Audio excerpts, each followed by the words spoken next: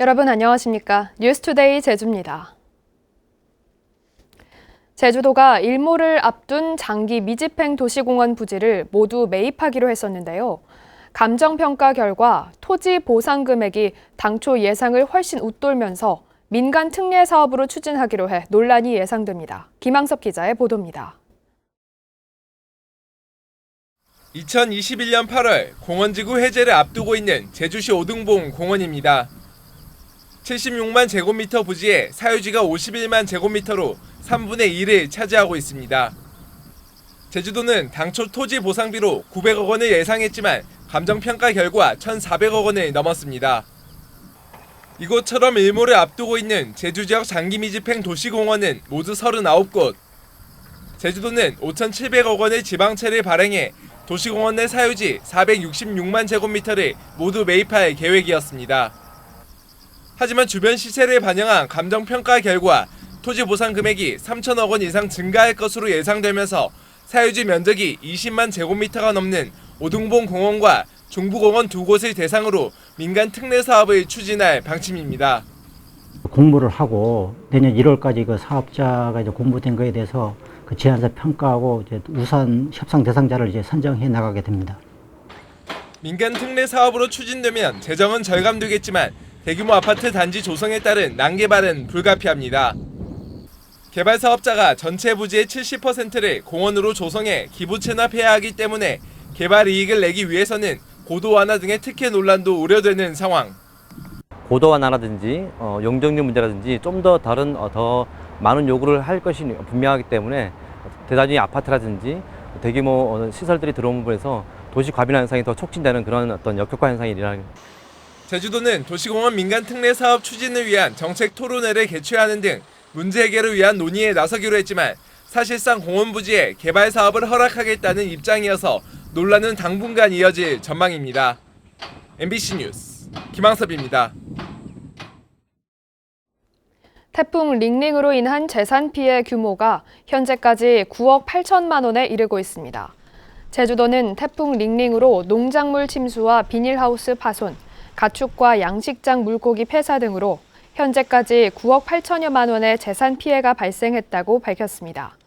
제주도는 오는 18일까지 태풍 피해 조사를 진행할 계획입니다.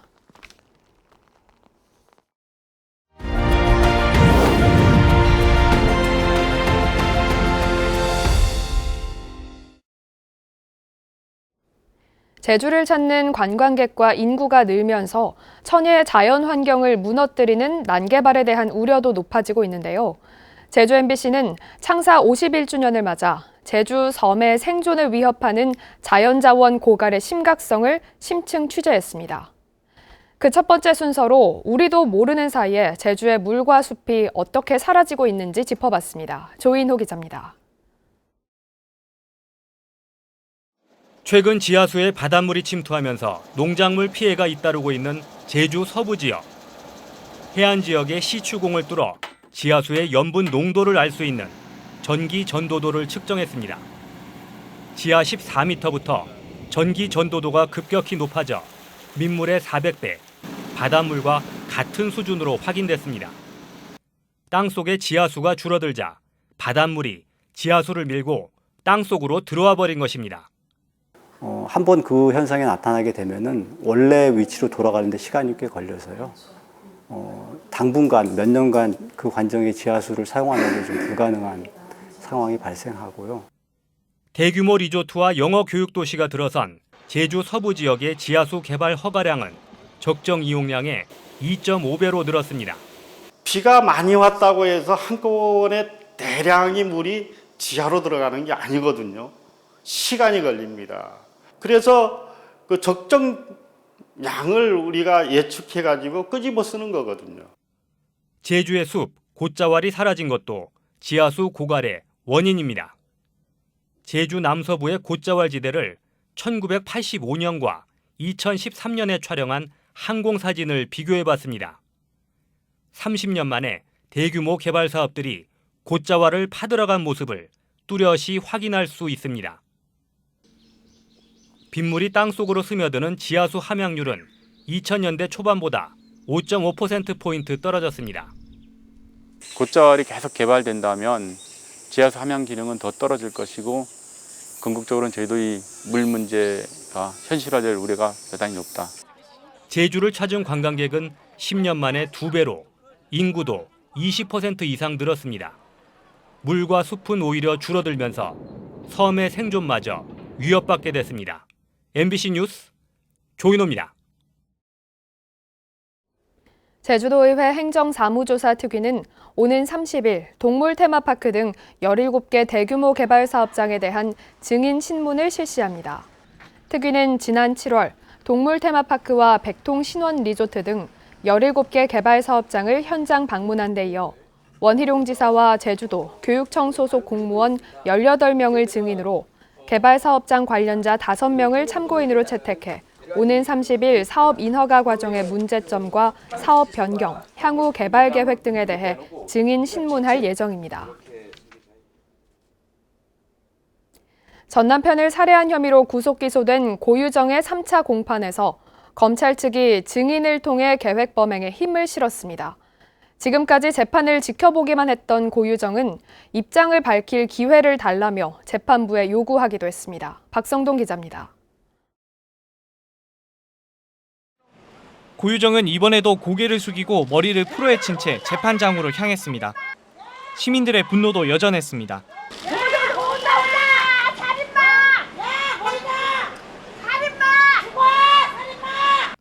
2시간 반가량 진행된 오늘 재판 내내 계획범죄 여부를 입증할 증거를 놓고 검찰과 변호인 측의 치열한 공방이 계속됐습니다.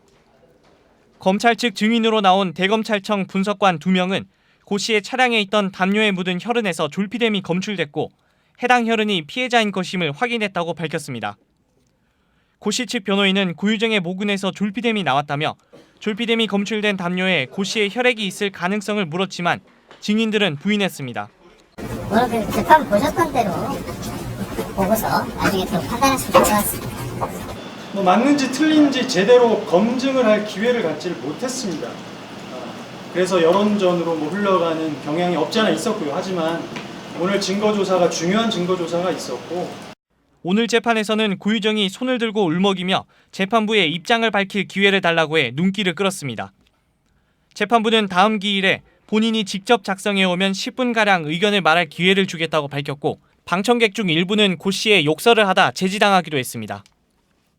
검찰이 신청한 증인이 고유정이 범행에 졸피뎀을 사용했다는 검찰 측 주장을 뒷받침한 가운데 오는 30일 재판부는 다음 재판을 열고 국가수 감정관을 증인으로 불러 혈액 감정서를 다시 한번 검증할 계획입니다.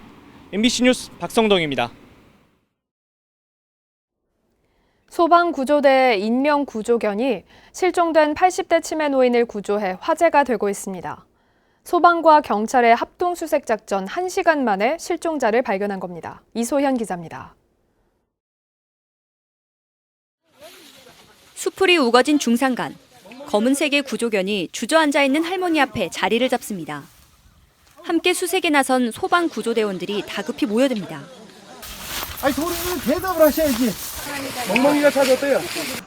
그제 오후 2시쯤 제주시 조천읍 세미오름 인근에서 실종된 89살 김모 할머니를 찾은 건 제주소방서 소속 인명구조견인 초롱이.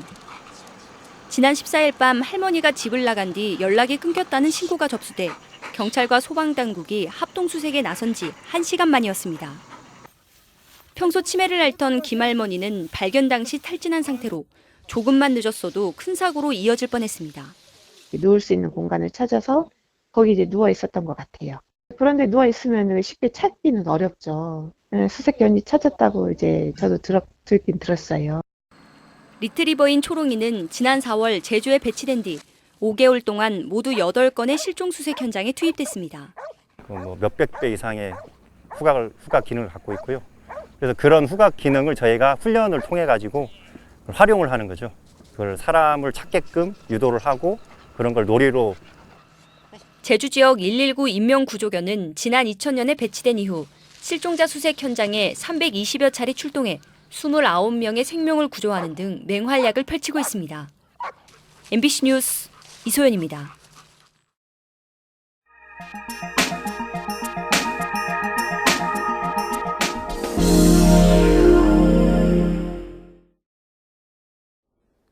곤충 하면 다소 징그럽거나 혹은 박멸해야 될 대상으로 생각하기 쉬운데요.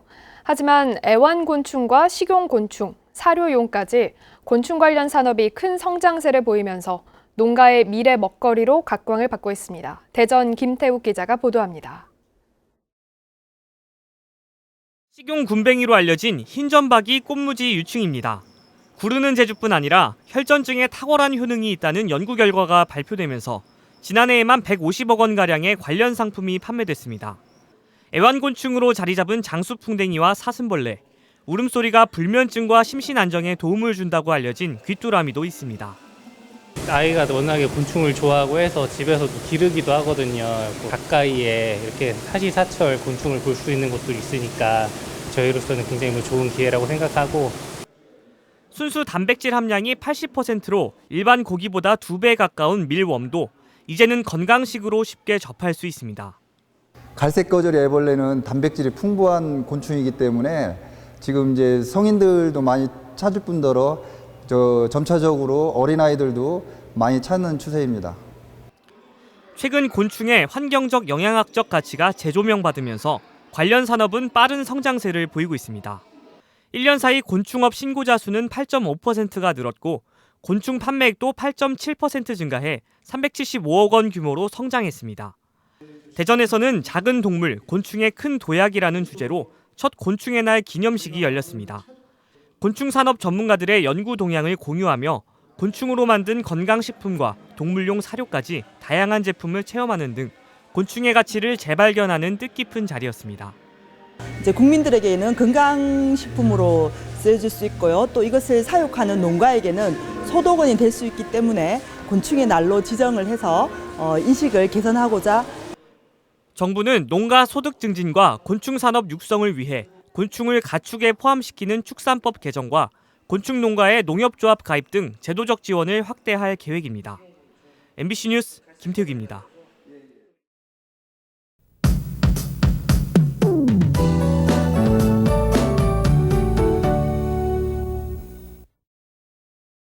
오늘은 모처럼 파란 하늘을 감상하실 수 있겠습니다. 대체로 맑은 날씨를 보이겠는데요. 다만 동풍이 유입되는 산지엔 구름이 많겠고 오전까지 지형적인 영향으로 빗방울이 떨어지는 곳도 있겠습니다. 바람도 강하게 불 걸로 예상되는 만큼 시설물 관리와 안전사고에 유의해 주시고요. 산간 지역에서는 안개가 짙게 끼면서 가시거리가 짧겠습니다. 산간도로 이용하시는 분들은 교통안전에 각별히 유의하셔야겠습니다. 낮에는 조금 덥지만 아침 저녁으로는 선선한 가을 바람이 불어오고 있습니다. 오늘 아침 기온은 22도, 낮 최고 기온은 26도로 어제보다 낮겠고요. 내일도 아침 기온이 21도로 내려가면서 점차 기온이 낮아지겠습니다. 감기 걸리지 않도록 건강 관리에 유의하셔야겠습니다. 다음은 자세한 지역별 날씨입니다. 현재 기온 북부가 22도를 보이고 있고요. 서부와 남부, 동부가 21도를 가리키고 있습니다. 낮 최고 기온은 남부가 27도까지 오르겠고 북부와 서부 동부는 26도로 예상됩니다. 이 시각 섬지역의 기온은 대체로 20도 선에서 출발하고 있고요. 맑은 날씨를 보이겠습니다. 현재 제주도 남쪽 먼바다엔 풍랑주의보가 발효 중인 가운데 물결이 2에서 2m로 높게 일겠습니다. 제주 앞바다도 바람이 매우 강하게 불겠고 물결이 1에서 3m로 높게 일는 만큼 항해나 조업하는 선박은 주의하시기 바랍니다. 오늘 아침 제주공항은 구름만 조금 낀 가운데 항공편은 정상 운항되고 있습니다. 주간 날씨입니다. 주 후반으로 갈수록 기온이 낮아지면서 선선한 가을 날씨를 보이겠습니다. 날씨였습니다. 제주지방법원 제2형사부는 의붓아들을 학대해 숨지게 한 혐의로 구속 기소된 37살 윤모 씨에게 징역 15년을 선고했습니다. 윤 씨는 지난해 11월 자신의 집에서 5살 난 의붓아들을 흉기로 때려 숨지게 한 혐의로 구속돼 재판에 넘겨졌습니다. 윤 씨는 재판 과정에서 아이가 계단에서 혼자 굴렀다며 혐의를 부인했지만 재판부는 아이의 머리와 전신에 30군데가 넘는 출혈이 있어 윤 씨의 주장에 신빙성이 없다고 밝혔습니다. 독감 무료 접종이 오늘부터 제주도 내 보건소 등에서 시작됩니다. 제주도에 따르면 오늘부터 도내 보건소에서 생후 6개월에서 만 9살 미만 어린이를 대상으로 독감 접종이 무료로 이루어지며 임산부와 만 75살 이상 어르신은 다음 달 15일부터, 60살 이상 어르신은 다음 달 22일부터 예방접종이 이뤄집니다. 렌터카 교통사고 위험지역 10곳이 선정됐습니다. 한국교통안전공단 제주본부가 지난 3년 동안 제주에서 발생한 만여 건의 렌터카 교통사고를 분석한 결과 제주시 공항입구와 동문시장 등 제주시 지역 8곳과 서귀포시청 부근 중앙로터리와 모슬포 등 2곳에서 사고가 많이 발생했습니다. 특히 인명피해가 많은 지점은 제주시 조천읍 남조로 교차로로 8건의 사고가 발생해 29명이 다쳤는데 교통량이 많은 2개 도로 교차 구간에서 안전거리와 신호를 지키지 않아 사고가 빈번했습니다. 오라 관광단지 사업의 연내 인허가 처리가 어려울 전망입니다. 제주도는 당초 지난 7월 오라 관광단지에 대한 자본검증위원회를 개최하려 했지만 사업자가 사업 승인 후에 1억 달러를 예치하겠다는 의견을 제시함에 따라 이에 대한 검토 등이 필요해 다음 달 초쯤 검증위를 열 예정입니다. 이에 따라 자본검증위 검토 의견서 작성과 도의회 동의안 심사, 제주도 개발사업 심의위 개최 등을 감안할 때 올 안에 오라단지 인허가 처리는 불가능할 것으로 예상됩니다.